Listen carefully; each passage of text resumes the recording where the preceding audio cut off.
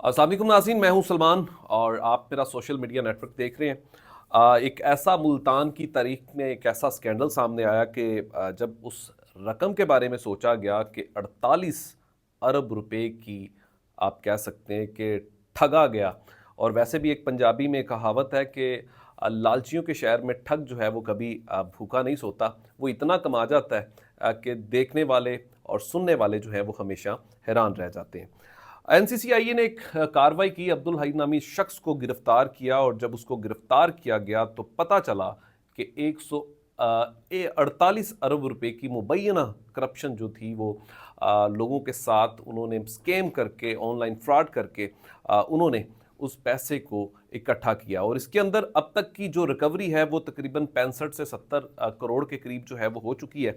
अब इस पूरे मामले में जो सबसे परेशान कुन बात थी वो ये थी कि मुबैना तौर पर इसी बंदे को सपोर्ट करने के लिए अदारों के कुछ लोग खुद मुलव्वस भी थे। इस हवाले से फिर जब चीज़ें सामने आई, वायरल होना शुरू हुई, तो फिर जिस तरीके से और इंकशाफात उस बंदे की गिरफ्तारी के बाद, रिमांड के बाद जो चीज़ें सामने आई तो पता लगा कि इसके अंदर एक खातून सियासी रहनुमा भी जो है वो इसके अंदर शामिल है। और उन्होंने अब्दुल नामी शख्स को ये भी कहा कि आप आने वाले वक्त में इलेक्शन भी लड़ने जा रहे हैं, आप आने वाले वक्त में आपको सियासी एमपी या एमएनए भी बनवा लिया जाएगा, तो आप जो है वो हमें सपोर्ट करें और हम आपको सपोर्ट करते हैं। फिर कुछ ऐसे इंकशाफात हुए। फिर एनसीसीआईए कह ले या कुछ ऐसे अदारे जो उसको कवर कर रहे थे, उसकी इस पूरी जो खेल था इसको वो बैकअप दे रहे थे। तकरीबन 10 के करीब लोगों को पकड़ने के लिए इस वक्त छापे भी मारे जा रहे हैं। फिर कुछ इंकशाफात हुए। अब अब्दुल साहब जो है वो लिया के खाकरोच थे और शाम को वो दूध वगैरह भी बेचते थे।